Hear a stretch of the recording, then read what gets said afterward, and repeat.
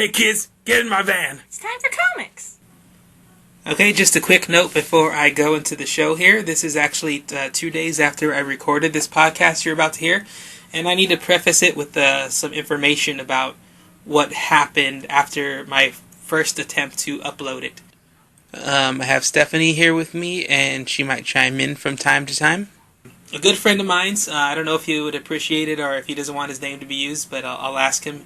A good friend of mine's, Antwerm, decided to advertise the podcast a little bit. I'm not sure how, probably via Twitter, I would imagine. And I didn't do enough research when picking a name because the podcast previously known as Let's Talk Comics is going to need a new name. Someone on Twitter or whatever social media he's reached out to him, let him know that the name was taken and copyrighted, and was looking to get into contact with me. And my friend, being the consummate professional, refused to give my personal information away. So let's talk about someone who's not a professional for a second here. So the podcast in question is Let's Talk Comics. The person who runs it is James Viscardi. He was a former PR representative of Marvel Comics. I don't really understand the reasoning behind it, but I went to go check my SoundCloud today, and the show was just gone. I'm really grateful that I backed it up because if I hadn't, then I would have lost my work. It was something that I was pretty proud of. I mean, I think a little bit more reaching out might have been the mistake that I feel like he made. He has every right to protect his work, but I think that there's better ways to go about having something taken down. I mean, the way that he had it taken down, or whoever runs his accounts here, didn't really make any other attempt to contact me. It actually, it turned into a pretty humorous situation. It's led to some great jokes between me and some friends, about how we would rename it and what we'd come to. And I had these guys bounce off at least 20 titles at me. Not a single one of them was free. So they just started throwing out way out of the box titles. Oh shit! Look, some comics. That was Carlos, and then Carlos's second suggestion. I got comics. Get in my van. And that led to what I think will be the new title. And if it does work, you'll hear it right at the top of this. The first thing you'll be hearing is that new title. Something about a comic book van. I would imagine. It seems a bit creepy, but I think we'll leave the work to the imagination of the listener, and hopefully it doesn't scare away too many people. That's not really the way we are, but it kind of reminded me. It reminded my girlfriend, more importantly, that I had mentioned to her about buying comic books out of the back of a skeezy van at a discount price occasionally. Comic book van. Something about it sounds so 60s. It's like, grab your friends. We'll go get in the car. You think it sounds 60s? Like, no. grab your... Everybody, come on, jump in the van. It's not the Mystery Machine. That's what it makes me think of. I think it's more like your human body abductor van. I can't think of it in a more happy way. I hope that more people who hear it at the beginning think like you do than like we were suggesting it then. Well, no, I know where it was. I said that joke. I said the tagline knowing exactly what it was. What did you say when we were at the store? What did you say when we were having dinner? It's time for... Get in my van, it's time for comics.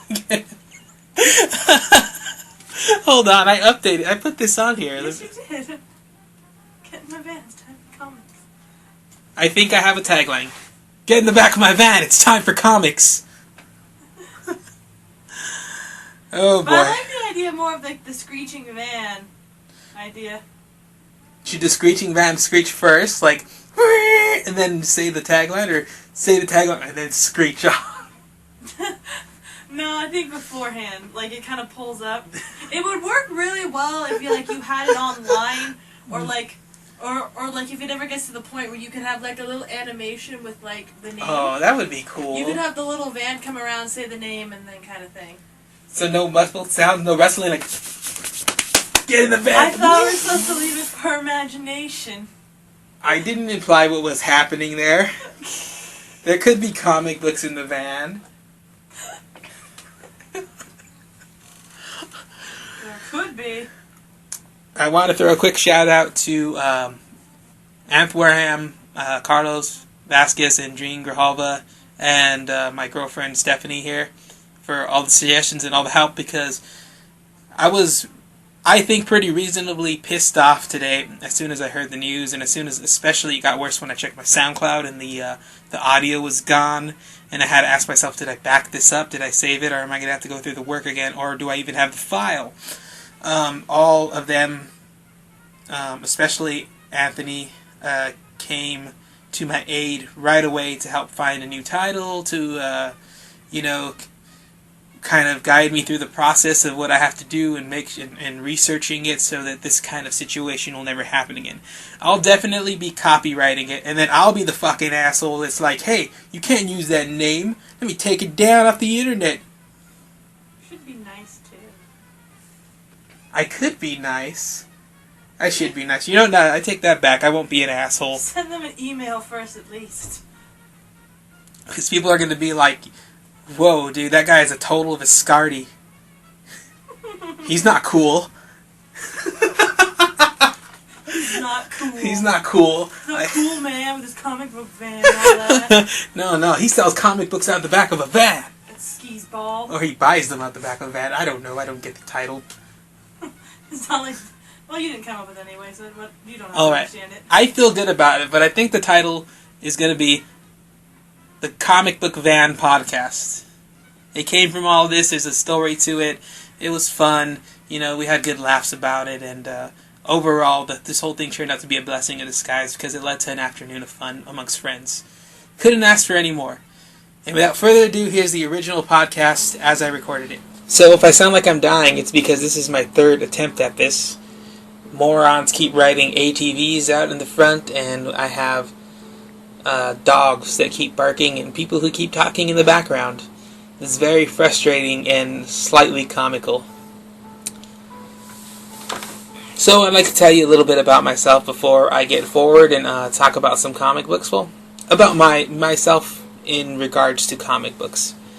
I was first brought into the world of comic books with the early, I want to say 1993 X-Men animated series. And I was just fascinated with the world of superheroes from then on. I mean, especially the X-Men. A lot of things happened in the 90s that were, big trends and popular amongst kids. In particular, Power Rangers was huge at the time. I was in the first, second, and or third grade. While they were experiencing their popularity, I would say the height of their popularity, I had stayed a loyal X-Men fan. But the very first actual comic book I got my hands on was an Eric Larson Spider-Man comic book, and I can't remember the exact issue number, but it was in the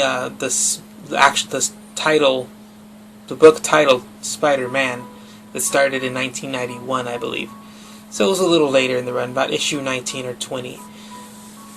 I loaned that book to a friend, and he brought it back with the cover just crinkled and wrinkled and beaten to hell. And I told him that he ruined it, and he insisted that no, that's exactly the way I gave it to him. And I think I learned from then on that people don't generally know how to handle a comic book without damaging them, or maybe just kids don't know how to handle them without damaging them. It's funny because I guess I kind of grew up with the understanding at the time too that comic books were for children. The older I got and the more I maintained my interest in them, the more strange that seemed to people around me. I mean, by the time I got to high school, I kind of had to hide it. People in my inner circle knew that I liked them, or at least had an interest in them. But when you're trying to be a cool guy and you're drinking alcohol and you're hanging out with the the little goth kids or the little rocker kids or whatever you have there, you have to try to maintain that image amongst them. I mean, later on, I would come to find out that a lot of these kids were the biggest nerds of them all, and we're only putting on that same, that same look of a cool person. It seemed like a strange thing that I would grow older and continue to like them. I would think that it's unlikely that many kids have to go through that these days. Being into geeky things is largely accepted, and most people have proved you can be a totally functional adult and enjoy the things from your childhood, and be a part of a fandom. As much as I hate to use that term, but it's the best way I guess you can describe a community of like-minded individuals that are just insanely in love with the concept art movement or comic books or a TV show, which is good. I think that's what brings me back here now. In the early 90s, there was a big boom of comic book interest because people thought that they were going to be worth lots of money for forever. So they'd buy 2 issues. They'd buy one to put away and one to read if they really liked comic books. And if they were just people looking for their resale value, they'd buy a couple of them and they'd sell them all off. Death of Superman was a prime example of this, but people didn't really understand the concept of supply and demand back then, apparently. And right now, and it doesn't seem to be dying down this time either. Right now, there's a huge interest in the world of comic books thanks to movies.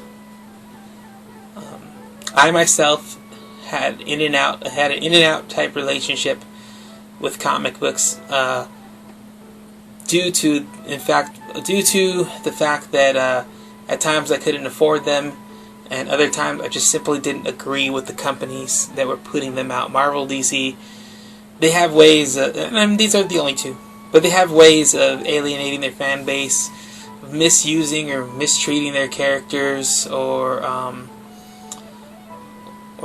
simply just not putting out good work sometimes.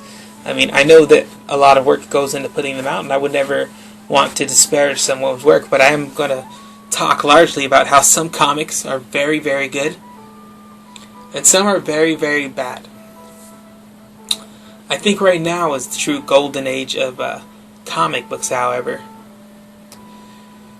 There is a long, long, long list of books that you can be reading right now if you were interested in trying them out.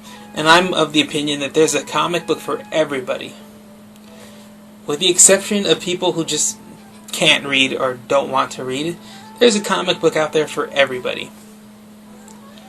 And I would highly recommend trying them out. I mean, even if you like reading novels, or maybe somebody who does, try to find a book that you think that they would enjoy, and I guarantee you there's one out there that they will. So that being said, I've been picking up books again. I picked up books in the month of June. It was pretty cool to go out and be out with my girlfriend. I'll be out by myself at the comic book store or at a flea market again, and or a collectible show, picking up comic books. Most recently, I was at Anime Expo, the last place I would expect to find comic books, and there was a guy selling them there. So I stopped by a stand and I picked through a couple, but most of all, I've been trying to kind of pick up things that are new on the racks, and I've been kind of comparing what's being advertised and what's being sold, checking the previews listings. Honestly, I gotta say that I'm most impressed with DC Comics right now. DC Comics reboot their whole universe with the New 52. This has given them so much room to work with these characters, to work on new facets of their personalities, to make them attractive not only to people who have already seen all they can see with the old universe, but people who might be potentially interested, young people that are starting to get interested in comic books right now. They don't want to think about 600 to 900 issues of back continuity that they'll never ever catch up with in their lifetime. That is where I feel that Marvel is failing in their stories right now. Is that I've read through a lot of X-Men comic books. Again, that's that's by far that's my favorite Marvel comic book. It's hard to say what my favorite comic book is, but if I had to pick two at the top, there'd be Eric Larson's Savage Dragon from Image Comics, and of course the X-Men, because I can read about Wolverine and Gambit and Storm and Cyclops and Rogue and Jean Grey and Professor X. I can read about those characters anytime in any form. I mean, I love that so much, but it's become stale. They're too afraid to pull the plug on some characters. We got the death of Wolverine coming up right now, right? But is he really going to stay dead? No. Everybody knows that once the death storyline is over with, the rebirth storyline is going to kick in. It might take a year. It might not even be a month in between before the rebirth storyline starts. We have more of a distrust of them now because we've seen this game played out over and over and over again. I'm not even interested in who the new Captain America is going to be. I've seen him give it up once before. I've seen him die once before and come back to life once before. And then wait, and then take it back up. So he's going to give it up right now, and he's going to take it back up again. We all know the cycle. It's tired. So the new 52, I'm all in with it. A lot of the books look sharp.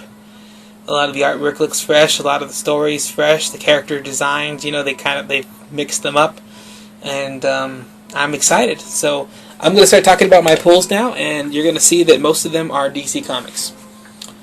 I'm going to start with the best book that I pulled out of this whole month of June. Well, it's July now, but from the month of June, the best book, highly recommend. Batman 66 Means the Green Hornet. It was written by Kevin Smith and Ralph Garman, and I believe the pencils were done by Ty Templeton.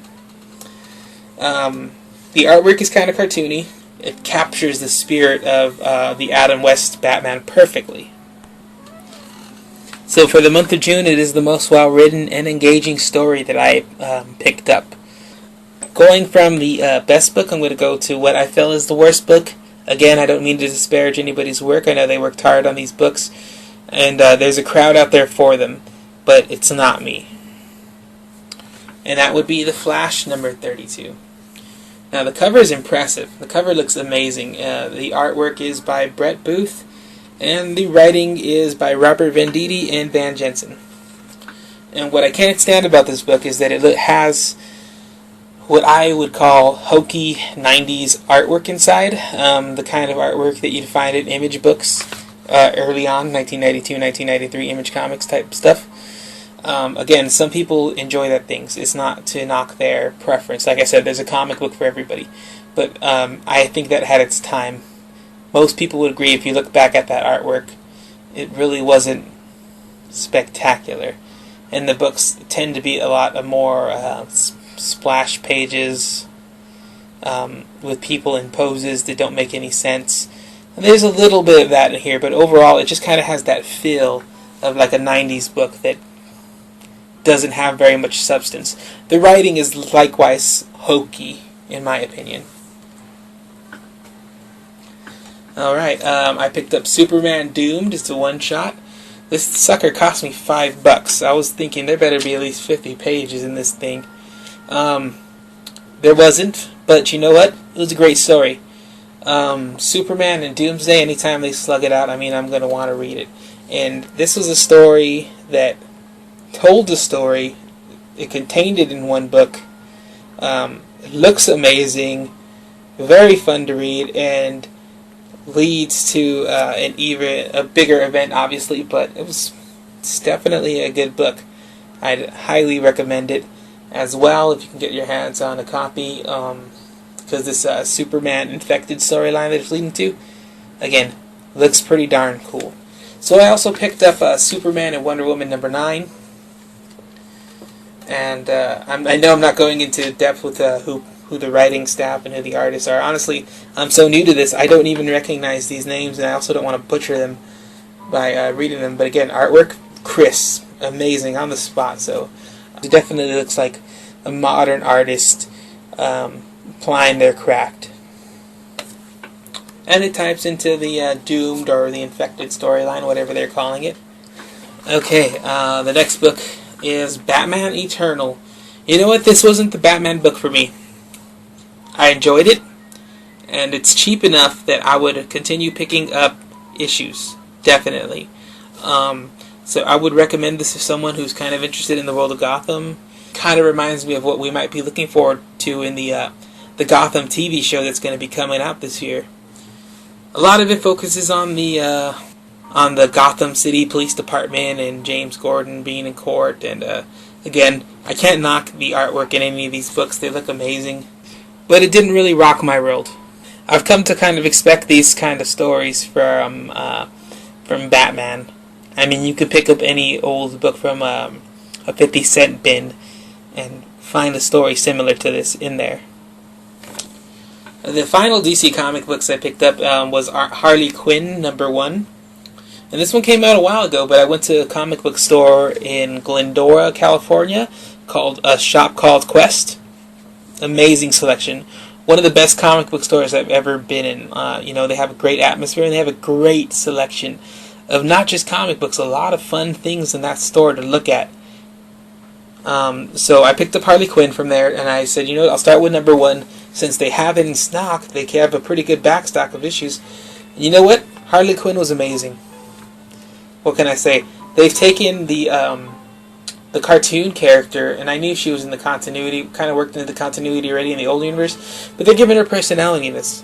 Without having to follow the blueprint of the original, they've given her her own story, her own background. This is fun. Honestly, this Harley Quinn book is fun, flat out. I would highly recommend it. Okay, moving on to my only Marvel Comics book that I picked up. I picked up Nightcrawler #1. This is also a book that's pretty well into its run, but again, a shop called Quest over in Glendora, California. They were amazing with their back issues, and it was there in great condition. Why was this book such a draw to me? One, I had my girlfriend there. Nightcrawler is one of her favorite X-Men characters. And anything that catches her eye, it's going to catch my eye, because I'm trying to get her at least a little bit interested into comic books. The cover is by Chris Samney, who, honestly, I love as an artist. He's phenomenal. If you haven't read his Thor, the Mighty Avenger story, I would recommend looking for it. It's probably one of the best Thor stories ever told. It ran 8 issues. There was 2 trade paperbacks of it. It's great. And it's the kind of story that's whimsical and fun and entertaining and nothing like anything else on the shelves. And that's why it couldn't survive at Marvel Comics. Can't have too good of a comic book at Marvel Comics. Nope, take it off the shelf and put the same old crap on there. How about another Civil War? How about another Secret Invasion? Who's gonna die and come back to life next? Sorry I'm venting a little bit there, but that's what they did to my favorite Thor book. They just cut it off in the middle of something great. In either case, Chris Samney did the cover here, in some beautiful looking cover. And then the interiors, Chris Claremont is the writer, and Todd Knock, I'm not sure if I'm saying his name right, but I've understood it to be Knock, is the artist. And you know what? Just look inside there and see an artist working who is vibrant, who has fluid characters, who has defined his characters very well from each other. I mean, there's not 2 people in here that look alike. They're great. It's very, very great artists. Very, very great art in this book. The story suffers a little bit from Chris Claremont. I don't know how else to say it, but it's his banter between characters that frustrates me the most.